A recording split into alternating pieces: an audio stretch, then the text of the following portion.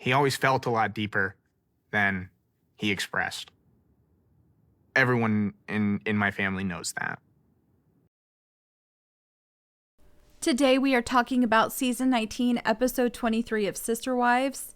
It is by far the most heartbreaking episode that I've ever seen of this show, and probably the most heartbreaking episode of any reality show that I've ever seen. The episode is titled "The Stars Will Fall from the Sky," and it is the episode where they address the death of Garrison. Before I go any further into this, I do want to give you a warning. We're going to be talking about Garrison's passing. I know that brings up a lot of sensitive topics. If you're not in a place where this is something you want to listen to or hear about, I completely understand. Just wanted to give you that warning so you're not surprised. But let's go ahead and talk about this episode. I'm actually going to discuss this in the sequence that it occurred on the show. The show actually starts out on a very light note. We're focused on Christine and David. They start us out over at their house. They're having a get together. Everyone's there. They're having a great time. Honestly, it's very uneventful. We just see that Christine is doing well. She does discuss what her relationship was like with Cody when they were married and how it's very different to be married to someone that is an active part of her life. He's there every day. There's actually a part of this where she says something, and I don't know if this was her exact quote, but I think it was very similar. She says, "I think I was single for a long time." Yeah, I think so. As a viewer, you could definitely see that Mary and Janelle and Christine were all living like single women, even though they were supposedly married to Cody. Christine had been living very independently when she was married to Cody. She talked about how he didn't want to hear about the small stuff that happened. Now she's with David and he's there every day and he's involved in everything. So this is a big change for her. David also mentions that he was single for a long time. So it has been a transition for him as well. But that's it. I feel like the storyline for Christine is that her life is going really well and that she's happy. I feel like that is what it is at this point. We do have a moment where we get to see Isabel, and she talks about how she'd been worried about David entering the family and overstepping, which is kind of funny because Cody is not present. So in order for David to try to be like Cody, he would have had to have barely been around at all and ignored his children and her mom. But of course, Isabel doesn't see it that way, right? She says that David didn't try to overstep. He's doing great with Truly, and he just fits into the family. So that's it for Christine. Her life is good, you guys. That's the storyline. After this, we see Mary in Parowan. She is there at the B&B with Jen, and it is really the end of an era for Lizzie's Heritage Inn. The last guests have checked out, and going forward, it's no longer going to be a B&B. She has decided that she would like to do some remodeling and turn it into a small event space. I think this could be a great change for Lizzie's Heritage Inn and for Mary. So she's not trying to sell people on this idea that Parowan is somewhere they want to go spend a weekend. You know, I've had this channel for almost 3 years. I've made a lot of videos about Sister Wives and Mary's business ventures. No one has ever left a comment talking about how great Parowan is or how it's somewhere that's exciting and everyone should go. I've gotten comments about Utah being beautiful, but never specifically Parowan. So she was going to have to get people to go there. And I think that was just a bit of a stretch. However, it's possible that people in her community might benefit from having a place they could rent out. I know I live in a small town. I always have lived in small communities. You can have a real shortage of places to go if you need a smaller space.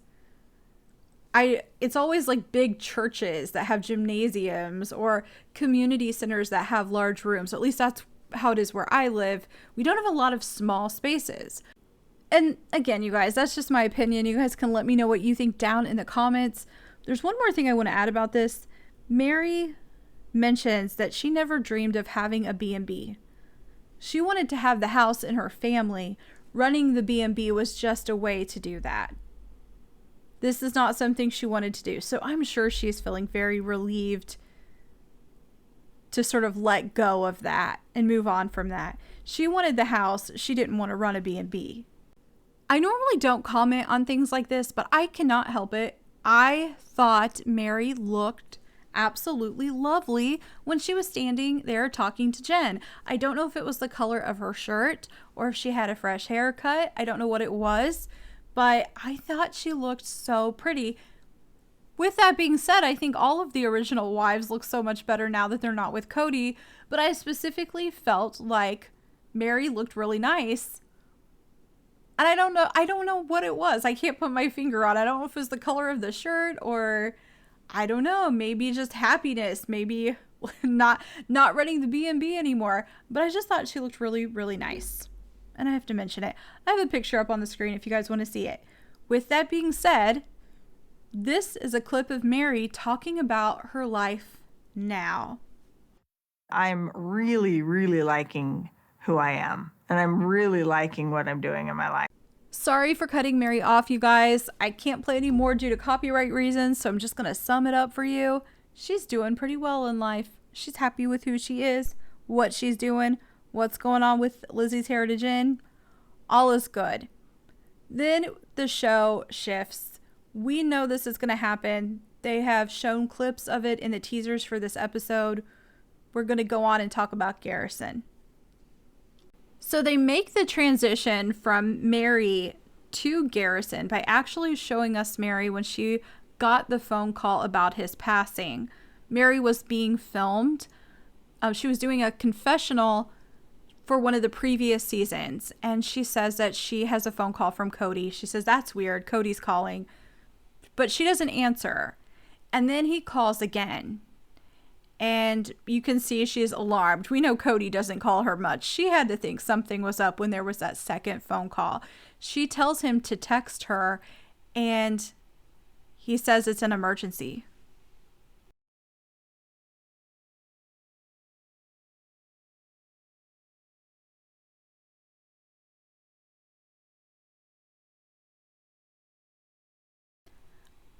I don't know about you guys, but I started crying here and then continued to cry the entire rest of the show. I don't even know if I'm going to be able to talk about this and not cry. It was just absolutely heartbreaking. I think the one thing that's important for me and here on this channel is that we don't blame Cody. I know when this happened, a lot of people were pointing fingers and saying it was Cody's fault. I just don't believe that's true. There are a lot of people who have problems with their parents that don't take their own lives. A lot of people who have problems with alcohol that don't take their own lives. I don't think it's as simple as finding one thing and going, that was the problem. That was the issue. It was that parent. It was that person. These things are complex. There's nothing we know as viewers that can tell us exactly what the problem was. I don't even think there's a way for his parents. I don't think Janelle and Cody can understand exactly what he was going through. They have more insight than we do, though. But I just don't think it's as simple as blaming anyone, and that's a terrible thing to do. So I'm not going to do that here. I am going to put a clip in of Janelle explaining what was going on with Garrison. She talked about this a little later in the episode. Here is a clip of Janelle talking a little bit about how Garrison had been struggling. He had anxiety and depression, and then he started drinking as a way to sort of soothe that, you know what I mean? And then So that pretty much sums up sort of what was going on with Garrison. It sounds like the family was aware that he was struggling. There's a moment where Christine says, we all knew that he was sad. It doesn't make it any less shocking or sad for the family, but it does seem like it had been going on for a while. Here is a clip of Gabriel talking about what kind of person Garrison was. He made an incredible effort to everyone around him to make them comfortable. Gabriel isn't the only sibling that talks about Garrison. We also see Mykelti and Tony, as well as Maddie and Caleb. I don't think any of the other siblings were on there, but I could be wrong. I think that was it. I specifically want to talk about Maddie and Caleb. They bring up how they wanted him to move to North Carolina, and Caleb says they almost had him out there. I sort of feel like they're playing the what ifs. Like, what if we had gotten here? What if we had just made it happen a little bit sooner? What if he was here and the change of environment had helped him? They didn't explicitly come out and say that they thought that would have changed anything, but that was just the feeling I had as a viewer, and I wondered if other people felt like that too when they were listening to them talk. We find out that there was a service held for close friends and family. I think this was the one where the photos ended up being leaked online, and I think it's so weird. Could you imagine going to someone's funeral and they're on a reality show and their family is, so you whip out your camera or your phone and take photos? Yeah, I kind of question a person who does that. Anyway, they have a service for the friends and family. Ultimately, he was cremated. They were going to wait until the weather was nicer, and when the weather was nicer, they were going to bury him in Wyoming alongside his grandma Cheryl.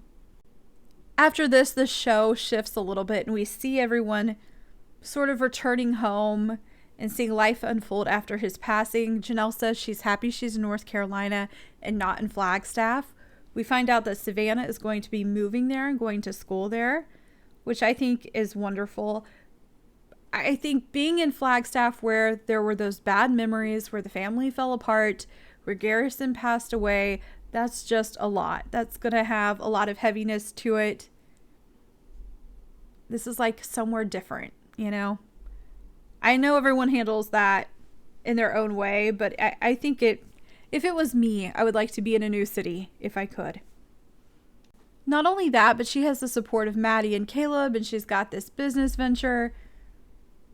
I don't know. It just seems like there's a lot more support out there. Like when Christine first moved to Utah, it was like, good, go be near your family. Sort of feels like that for Janelle as well. This episode ends by showing us Cody and Robin at home, sitting outside by a fire. And I have to tell you something.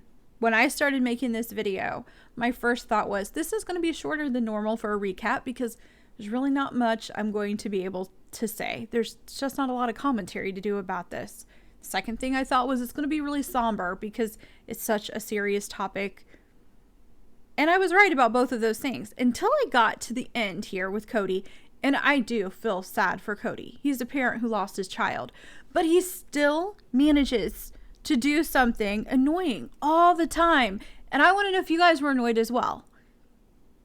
He's sitting there with Robin. Robin asks him, "Do you want me to leave?" And this is what he says. Do you need me to leave you alone? No, I like you being here. Okay, just checking. Yeah. I like your presence. I like you being around.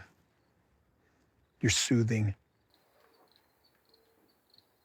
I need to know if I'm just nitpicking now. If it's that he annoys me so much, there's no way he's ever going to win with me. But like, why? Why when she says, do I need to leave or do you want me to leave you alone? Why can't he say, no, I don't want to be by myself? Why does it have to go into like, you're soothing? But I'm trying to be realistic. I'm trying to be fair. He's a husband who's complimenting his wife. She's soothing. Maybe I'm the one with the problem. Like maybe it's me. It feels like it's fake. Do you guys think he talks like that when there are no cameras? I'll tell you what it is. It feels like whenever he has time alone with Robin and it's being filmed, he has a point to prove. And he's trying to prove to all of us that he really can be a romantic, kind husband with the woman that he's truly in love with. So he's going to compliment her all the time and say all the nice things to her that he didn't ever say to his other wives. And what he doesn't realize is it doesn't work. Because we're like, you were married to those women all of that time and you couldn't have been nice to them. I don't care if you're nice to her.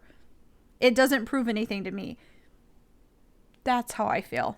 That's how I feel about it. When he said you're soothing, I was like, is this the right moment for this? Anyway, I'll refocus a bit. They're out there talking. They're sitting by the fire. They're talking about Garrison. Cody brings up that he wants to be the one to take Garrison to Wyoming where he will be buried. That's something that's really important to him. And Cody is doing the what ifs.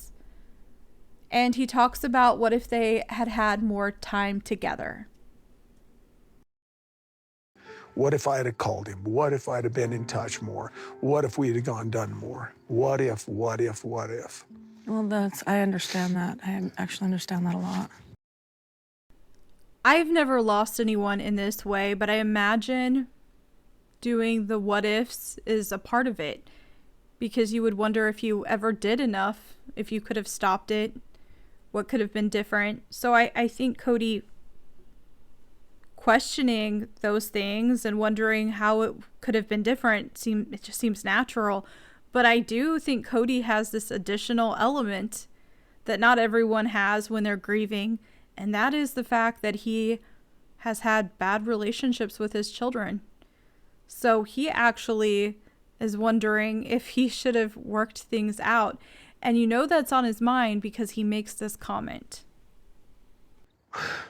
Rob and I didn't get a chance to really just make things right. Just not being able to say goodbye. Listen, it doesn't matter how much I dislike Cody or how annoying I think he is. I feel bad for him here. He's grieving the loss of his child, and it seems like he's realizing that he wasn't talking to his kid enough. He wasn't communicating with them, wasn't spending time with them. The relationship was bad, and now it's too late to fix it. That's devastating. Yeah. I don't really have anything else to say about it. This episode was just sad to watch. But you guys can let me know what you thought down in the comments. I did think TLC did a good job of handling this. I knew they would, though. I didn't think it would be anything too crazy. I didn't think they were going to try to pull drama into this episode. I actually wondered for a while if they were going to even bring it up more, or maybe the family had decided they didn't want an episode about it. But clearly they decided to go with one, and I thought they did a good job. But you guys can let me know down in the comments what you thought. And if you haven't already, I hope you'll click like and subscribe and come back to Happily Ever Reality.